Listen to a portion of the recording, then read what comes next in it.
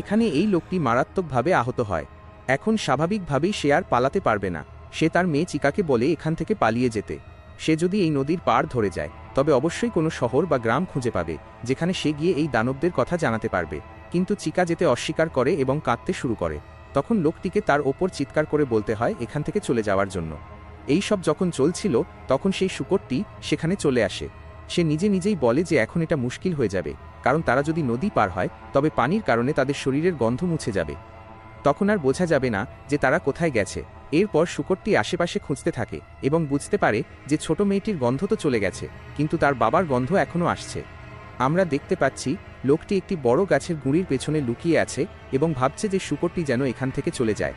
ওদিকে শূকরটি আবারও বলে, যাক গিয়ে ওদের যেতে দাও, আমি আর ওদের পিছু নেব না, কারণ নদীতে নামলে আমি অসুস্থ হয়ে পড়ব।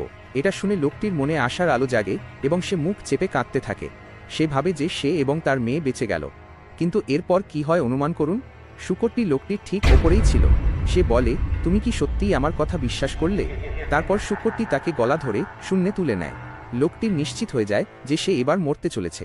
কিন্তু শূকরটি বলে, না, আমি তোমাকে এত সহজে মারব না। সে আক্ষরিক অর্থেই লোকটিকে জ্যান্ত খেতে শুরু করে। সে লোকটির মুখের ডান দিকে কামড় দেয়, যা তাকে অসহ্য যন্ত্রণা দেয়। কিন্তু শূকরটি এতে আনন্দ পাচ্ছিল। যখন সে দ্বিতীয়বার কামড় দিতে যাবে ঠিক তখনই কেউ একজন গুলি চালায়, যা শূকরটির হাতে গিয়ে লাগে। এতে লোকটি বেঁচে যায় এবং শূকরটি যন্ত্রণায় চিৎকার করতে থাকে।